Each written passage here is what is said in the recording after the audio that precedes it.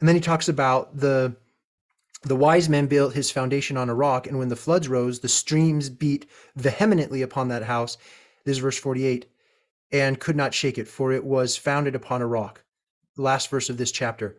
But he that heareth and doeth not is like a man that without a foundation built an house upon the earth, against which the stream did beat vehemently, and immediately it fell, and the ruin of that house was great.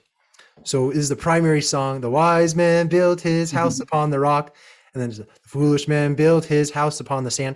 And so I always just thought, like, yeah, that makes sense. Like, wise men are going to follow the commandments and the foolish man's not going to follow the commandments. That's like kind of like the message I got. But what it's really saying here is, if you're going to be the wise man, you're going to build your foundation on the rock, which is being kind and loving to everybody, regardless of how they treat you. And so everybody is a strong, healthy house when the sun is shining and things are going well. But when the storm comes, the stream, the floods, the naysayers, the people that are mean to you, that's the flood. That's a vehement, violent place. And if you are built and you're going to be kind and loving even in those situations, then your house will stay still.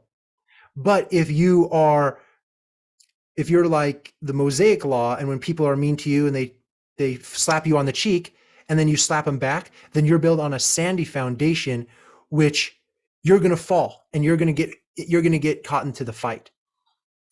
And so that's what he's saying there, which is, I think, so powerful. And he's saying, build your house upon the rock, which is be kind and loving, even to the evil people, those that are unkind to you. That is what separates you.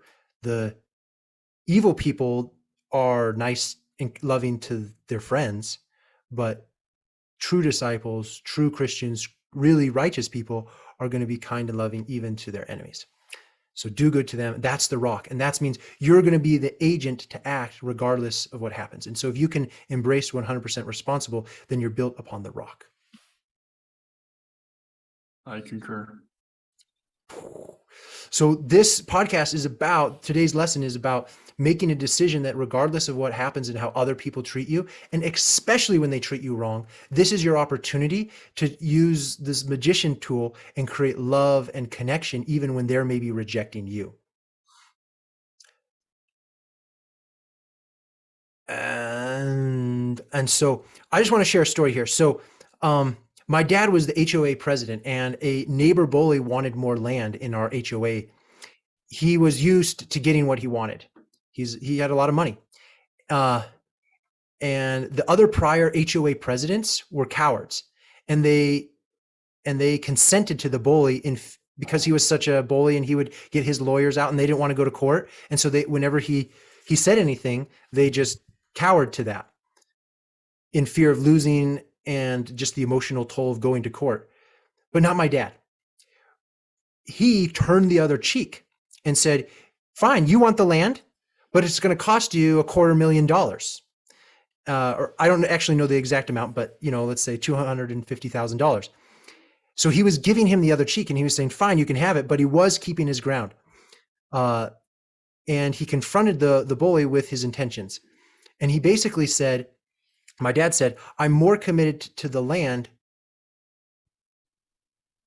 And he gave the bully like the opportunity to really make clear by giving him the other cheek. This is what happens to the bully. He has to make a decision. Am I more committed to the land or my ego or my comfort or my emotions? And because he's saying you can have the land. And so my dad gave him the opportunity. And so he gave him the control. So it was no longer a fight. If he wants the land, he can have it. So giving the other cheek is strategic and the moral higher ground. It's not a simplistic fire for fire, cause for effect, eye for eye, tooth for a tooth. It's disrupting the status quo. Think of the context. Jesus said in Jerusalem with Roman law, the Assyrian Empire was the prior empire that controlled the nation of Israel. And Israel was used to killing and using martial law condoned by God to militarily kill other opposing forces.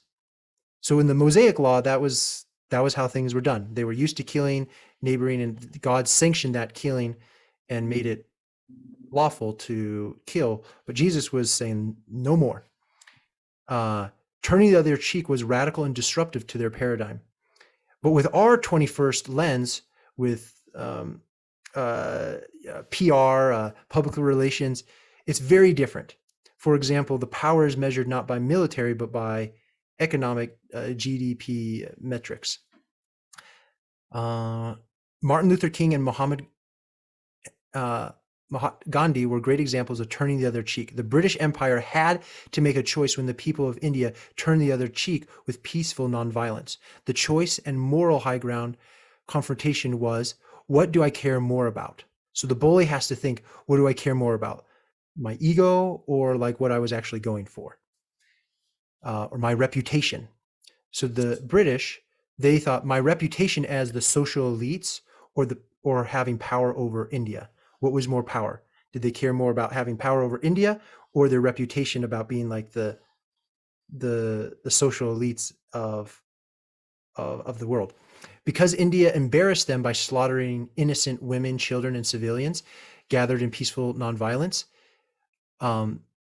this embarrassed them, and they decided they cared more about their reputation than controlling India.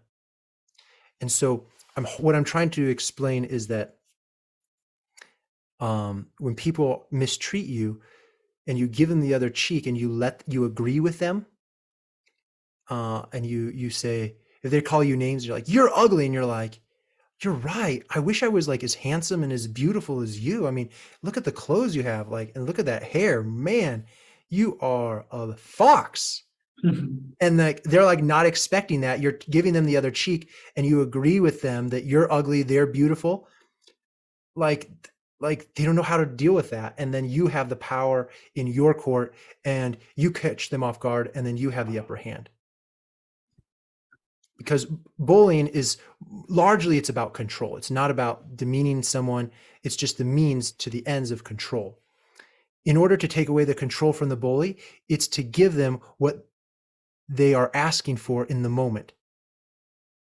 So if you agree with them, then you give them the control, and they don't know how to deal with that. It's a game that they don't know how to play.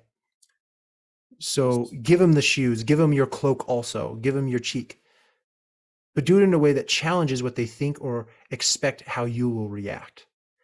And so any thoughts on this? I mean, I agree wholeheartedly, and I think it goes along really well with what we've been talking about. Just kind of like the other side when you get into the bullying side, because I think the difference of what we're talking about versus bullies is bullies like to have power, right? But I think what we're doing is saying, hey, we have the power, but we're giving them back power because we don't want to have control of them. We're looking for a win-win situation. And what we do helps enable them to be better, to be 100% responsible for themselves. Yes. And I think when you give them the other cheek, they have to make a quick decision. Are they more committed to the control or doing harm, or maybe what they were going for? And sometimes, if they want your coat, give them your coat. That's not worth, the fight. Often, even in self-defense, if someone pulls a gun on you and says, give me your wallet, give it to them. that it's not worth it. Just give it to them. And what else, if they say, give me your wallet, then I say, here's my wallet. Do you want my watch? And here's my keys to my car too. I don't know if that's the best, but like, there's not going to be any resistance, and that might be the better way to play it. I do believe that there is a time when to fight though. And kind of like the context, like you knew that this guy like was a fat guy with his 48-ounce soda there, and you could beat him up. And I think that's an important thing to realize in this context is, if they have more power than you, it's really hard to play this game. But when you like have an advantage over them, and so like what I'm trying to say is, like, this may not work for all context all the time. And like they might, if they are going to like like you want to be in a position where you have more power than them. That's when you can mostly leverage this. But when they have a will to do harm and they have more power than you, it's really hard. And the best probably thing is to just agree with, and Jesus said, agree with thine adversary early while thou art in the way with him, and then bug out as fast as possible. I think that's when they have more power than you, just give them what they want. If it is something like, you got to think about like what it really is. Is it if it's your family, your health, like your body, you might want to fight for that. Right? Like, but if it's like your coat or something that's like material, like you might want to just give that up. And so I think you got to be wise with what you choose your battles for. Absolutely. Couldn't agree more. Fight and be willing to die just as they are. My friend, she should have validated when his intentions were clear and just make a plan to get out of the abusive marriage. Do not try to change him or challenge him. Make the abuser believe you are not going to resist, but secretly get out. Blackmail them if you believe they will harm you in prison and abuse you in prison, if that is truly what justice requires. But it's foolish to sacrifice yourself, and when you cannot win a losing battle. There are evil people, but if you tried many times to leave and get more leverage and failed, and they are going to kill you. Okay, so I just read really quick one of my notes, but like there are a situation where there are people that have more power over you. And there was a friend's book that I read where she was abused by her husband, and she eventually left that abusive marriage. But one of the problems that I read in this story was that she like tried to make an appeal to his better side and say, please, I love you, you should love me. And she was in this, she didn't really understand the games that he was playing. And she was not as smart, kind of understanding where it was going. And granted, she was young when she got married, so bless her soul. But now with the experience, in hindsight, if you're in a situation where someone's abusing you and taking advantage of you, you want to play dumb. You don't want to, if you know that they're not going to make an appeal, you cannot make an appeal to their better self and their righteous self, and they really do want to control and abuse you, then that's a time when you're going to play dumb, and you're going to play like, oh yes, I'll do whatever you want, give them what they want, but you're going to be secretly making plans, get some, like if, for instance, if you're in a marriage where your partner has stripped away your ability for any power or communication, like they have all assets to the money, car, and they have you like basically living in a prison. My strategy is to play dumb, play like you're going along with it and you enjoy that situation. And so they never think that you are thinking of getting out. But then when you have enough resources and an ability to get out, then get out and turn your back and never go back. And so, if you're in jail, maybe you be really good friends with the jailer, but then in the moment when you can steal the keys when they're sleeping, then get out. That's what I'm trying to say there. Well, we're going to wrap this up, but really quick, if I can be really quick, maybe we'll probably have to cut this into a 2-section one, but this is Bunker's Practical Psychology, 9 things, but I'm just going to give you the call to action and then we're going to wrap this up. So the call to action is to make a decision that you have the power. You can act no matter what happens. You are not a victim to your circumstance. Refuse to believe that you are a victim and keep on fighting to find a way to make the situation work to your advantage, whatever you're in. And when you do what we're about to say, this practical 9-step process, you have the control, you have the narrative. Help them confront their emotions and their fears that they are unwilling to face. So in most situations, and hopefully the norm is not where you're getting abused.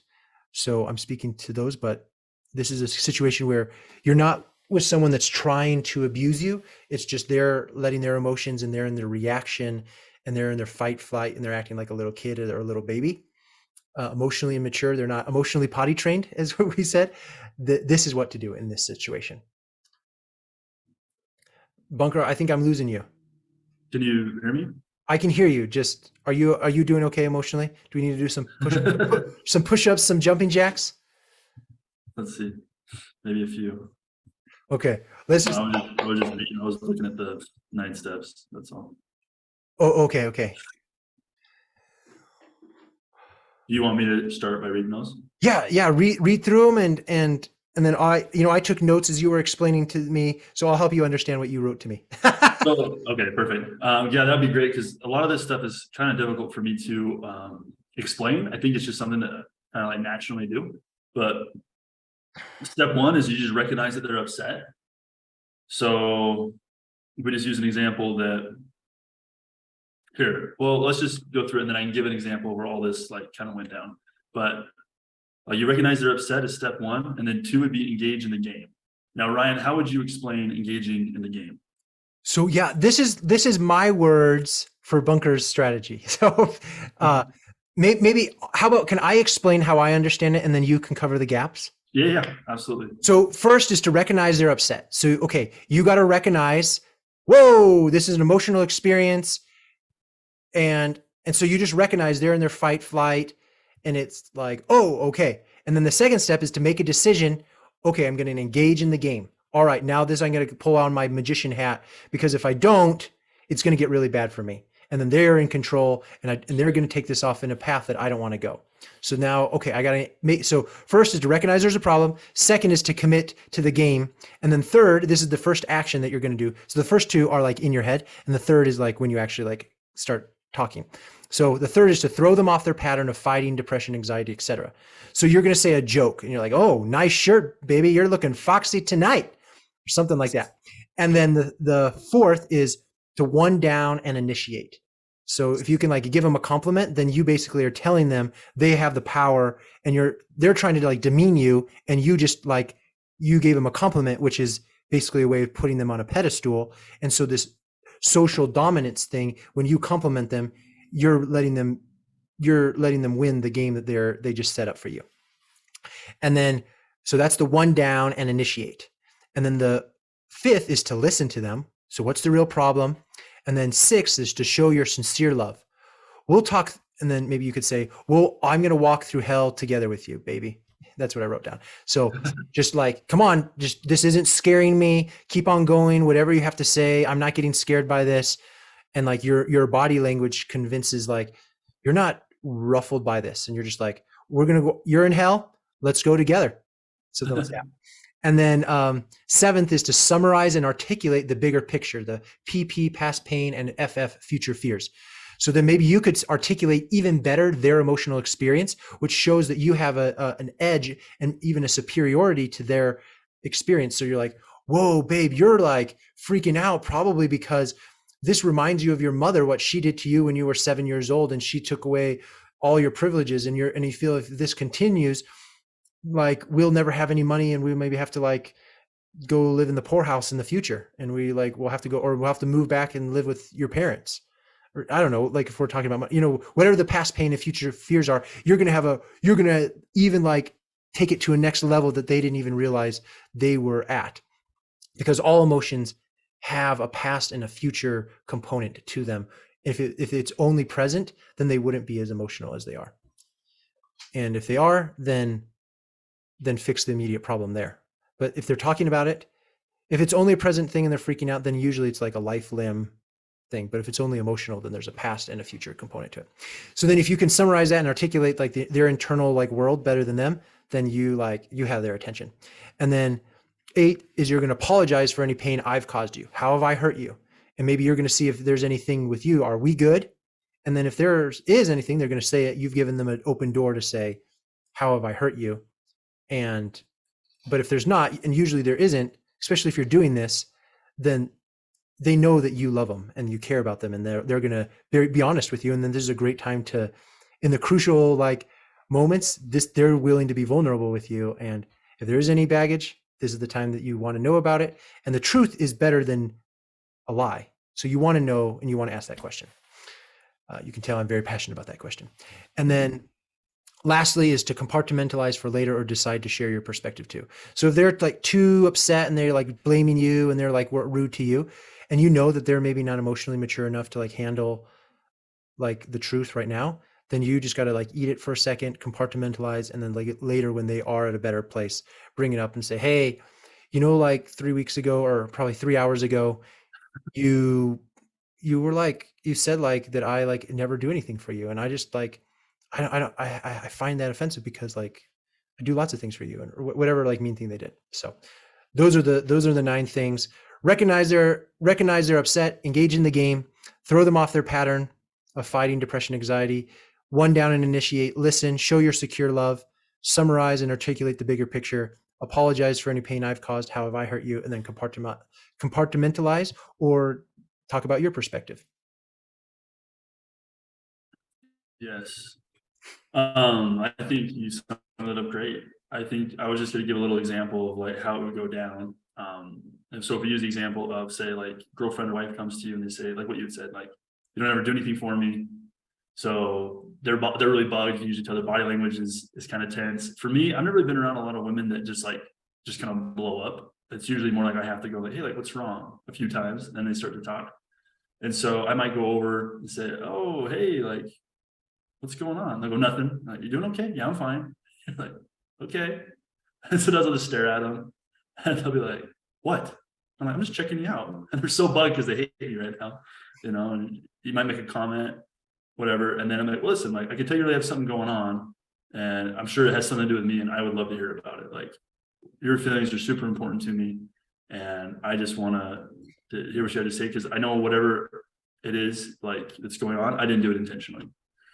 And at that moment, they might kind of like work up a little more courage to like want to share, like open up, or maybe they open up a lot and they kind of like in the middle of it. And if they're upset or they're angry, like I would do something like kind of lean in, and they're like, what are you doing? I like kind of make some sniff sounds, like, I'm like, do you smell that?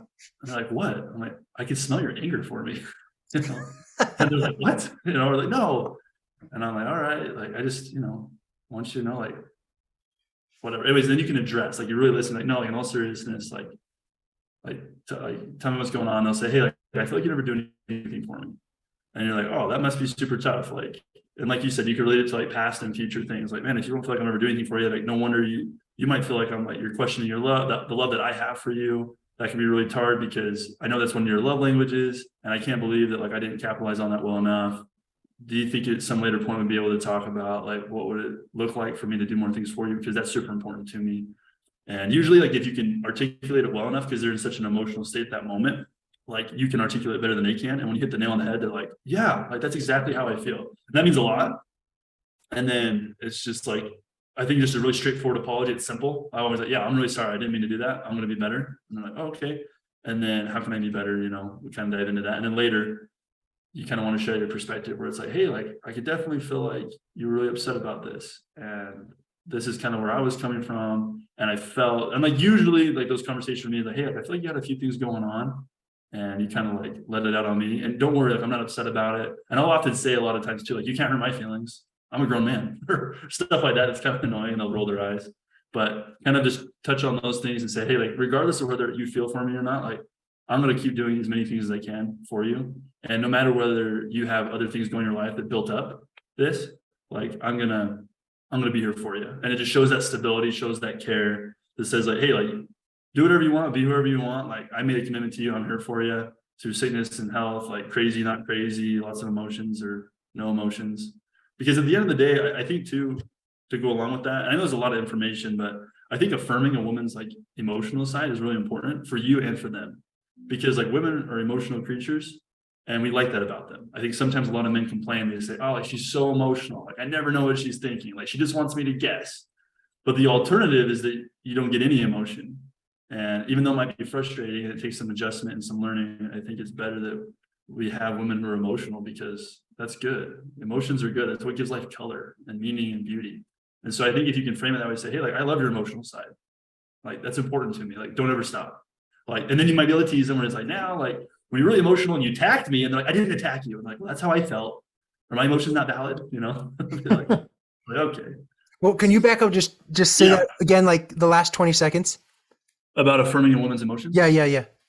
Yeah. So I think there's always a time, I guess where I'm coming from this with is, once you're like past the emotional heightened part of the argument or the discussion, she oftentimes will come back and say sorry too, right? Like, you can address it, and she'll say, yeah, like, I overreacted. Or, yeah, like, as you lay it out, it's like, yeah, I know that didn't make sense. I don't know why I responded that way. And you can just say like, no, like, I really value your emotional side. that's important to me. Because I think sometimes men complain a lot about, oh, she's too emotional, she's too crazy, she's too this, that, or the other. And it's like we want women to be emotional. Like we want them to be in their true feminine frame, because like that's what men lack a lot of. And if we had a bunch of women that were just like us, like anytime you meet a masculine woman who's very closed off or cold or logical, she's not someone that you're usually attracted to, someone that you seek after. You're attracted to the emotional, the sensitive, the warm, and those things kind of like, you can't have the best of both worlds. You can't have a very logical woman that's extremely soft and sensitive to you. Like those things don't coexist. And so I think just accepting that in my mind was a big step, where it was like, hey, like she's being kind of crazy in my opinion. Like this doesn't make any sense. But what would I prefer? Would I prefer her to be like really cold and mean to me and like closed off? No, like I would much rather know everything that she's thinking rather than knowing none of what she's thinking. And so I guess in some ways you could view it as a pick your poison, but I think it's better to frame it in a positive way, because that is the woman's experience, right? It's an emotional journey for all of us, but I think there's more high highs and lows for women on a daily basis. So I don't know if did that clear that up a little bit? Yes, yes.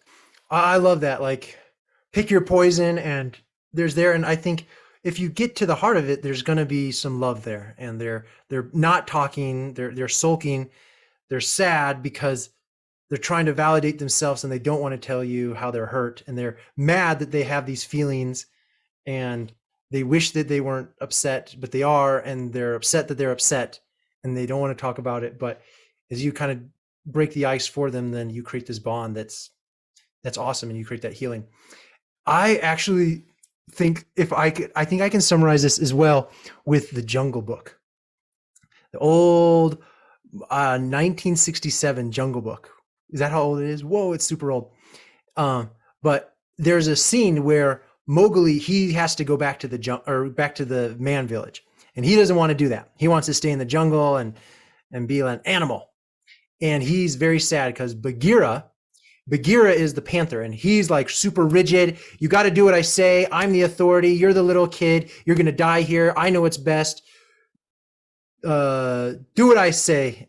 And then because he's super direct about it and just being authoritative, it doesn't work, and it creates a bad relationship. So Bagheera gives up on him, and it's been a minute, but anyway, they're estranged.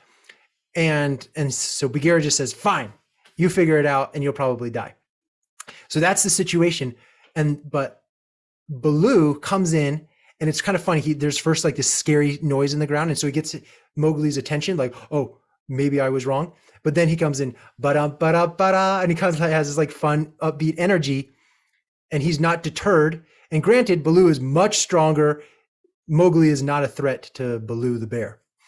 And he jazzes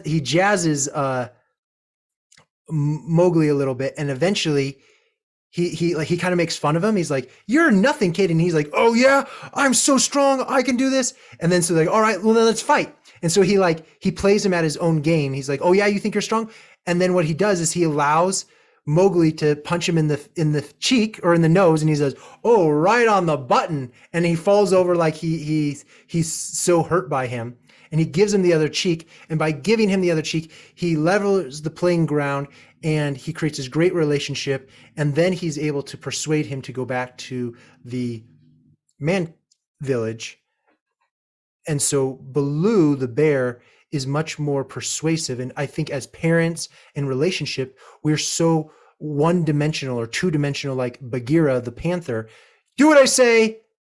And if you don't, then I'm mad at you. And if you don't, still, then I'm done with you and I hate you and we're leaving the relationship and let's get divorced. And like that's the only cards that they have. But Baloo, he has more cards and he's able to use humor here. So is that enough? Or I have it uploaded. Can I like play it? I know I can share it on the screen here for those that are you get your next big idea, are watching here. Can help pitch it with confidence to get your. So I'm going to share the screen here and you're going to be able to see it. Okay.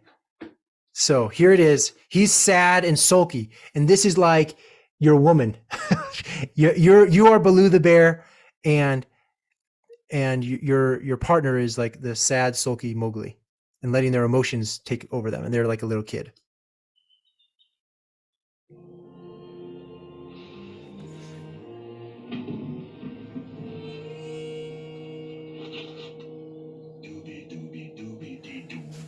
Well, it's a doobity-doo. Yes, it's a doobity-doo. I mean a doobie-doobie. I can totally see you doing this, Bunker. And we... Well... what have we here? Oh, he's even smelling him. This is totally you. Hey, funny little bit of a... Oh, Oh, he just slapped him on the cheek. oh, boy, I've seen everything in these woods. Ooh, what have I run on? What a pretty... He literally smacked him on the cheek, what Jesus said. And here, did he like slap him back? No, he's like, whoa, I've seen lots of things, but I've never seen anything like this. You got me good. And he's like complimenting him here. So it's like he's disrupting the pattern. This is... Leave me alone. Well, now, that's pretty big talk, little britches. I'm big enough. Pitiful. Hey, kid, you need help. Who's gonna learn you to fight like a bear? Now, come on, I'm gonna show you. So now he like lets him win. He's like, you want to fight? Okay, then let's really fight. And Yeah. All right, now, kid, loosen up. Get real loose and then start to weave. Weave a little. Now move. That's it. Now give me a big bear growl. Scare me. this is the Oh, boy. I'm talking about like a big bear. well, and the scene continues. But that is, I think, summarizes, I think, what we're trying to say is that he didn't get deterred. He made a decision. He wasn't rattled by the petty little boy Mowgli, and he invites him. He's like, oh, you think you're tough? Then let's show me you're tough. Show me a big bear growl. And then he beats him at his own game. And then he like growls so strong that even Bagheera from halfway over on the other side of the jungle gets scared by it. So anyway, I think this is awesome. And maybe the last one you said is, I think there was something you're like, you go start like bark to me, bark, bark, bark, bark, bark, bark, in the middle. And they're like, what are you doing, Bunker? Like, just got the dog in me. Yeah, I'd throw like all sorts of little weird sounds in there, and things like that. Or put their finger in their ear, something that like throws them off if they start going into pattern. And anyway, so I hope you've learned some things. You recognize they're upset, you engage in the game, you throw them off their pattern by barking or putting your finger in their ear or saying something like, if you're driving in the car and then you start just going to the ER and then you're like, where are we going? I thought we were going on a road trip to St. George. Like, no, we got to stop at the ER. What? Why? Well, I broke my back. What? You broke your back? Yeah. Trying to hold this conversation is too heavy for me. In a situation where maybe your partner is just like not playing their part and you're just having to carry the conversation. Anyway, so you kind of make a joke out of what's going on, but you address it.